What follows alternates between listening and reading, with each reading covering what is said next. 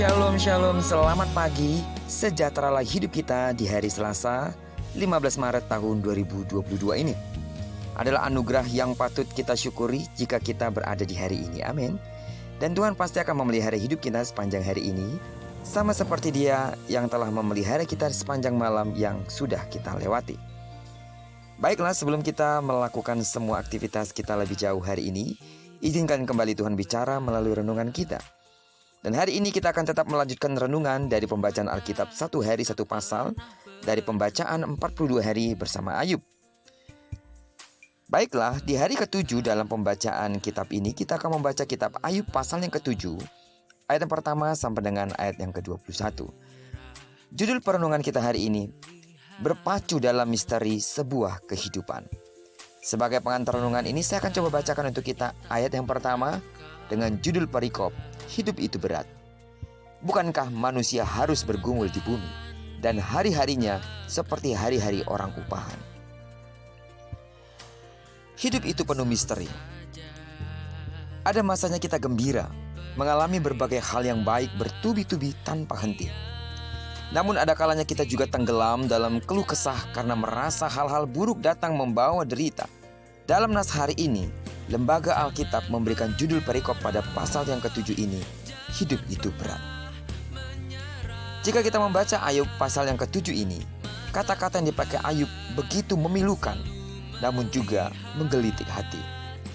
Saking beratnya tekanan kehidupan, pada ayat 12 dan ayat 20, Ayub merasa terus diawasi oleh sang penjaga.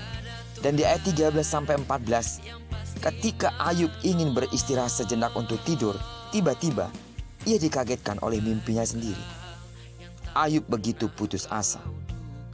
Ayub sampai-sampai merasa tidak sempat menelan ludahnya sendiri oleh karena berbagai persoalan yang datang dan berpikir kematian adalah jalan keluarnya.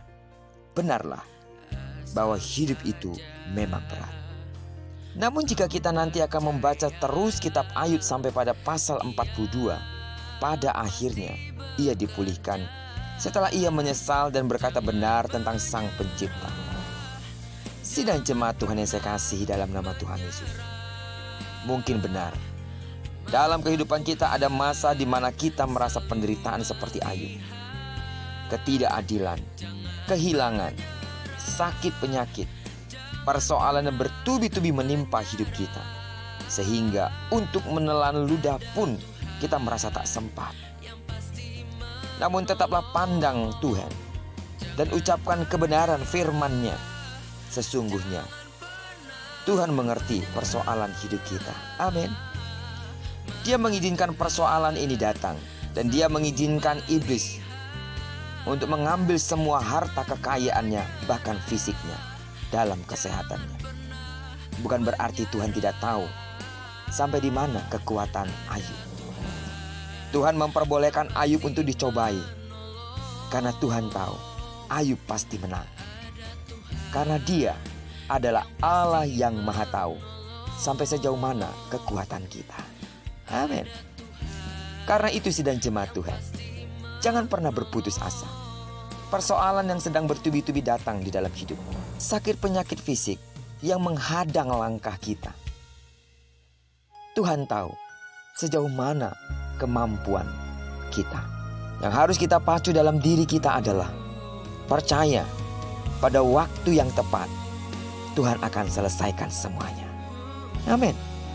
Pergumulanmu diselesaikan, sakitmu diselesaikan, apapun persoalan-persoalan hidupmu diselesaikan tepat pada waktunya. Dia tidak pernah terlambat, pun tidak terlalu cepat.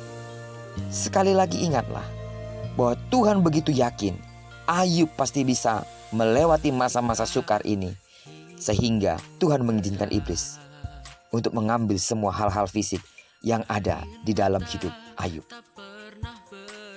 Sidang jemaat Tuhan yang saya kasih dalam nama Tuhan Yesus, sesungguhnya Tuhan mengerti persoalan kita. Dia peduli akan kesulitan kita. Dia juga pasti akan memberikan jalan keluar bagi kita. Yang perlu kita lakukan sekali lagi hari ini adalah bersyukurlah dalam segala keadaan. Karena segala hal yang kita alami adalah untuk membuat kita lebih mengenal Allah dengan baik. Jangan pernah menyerah.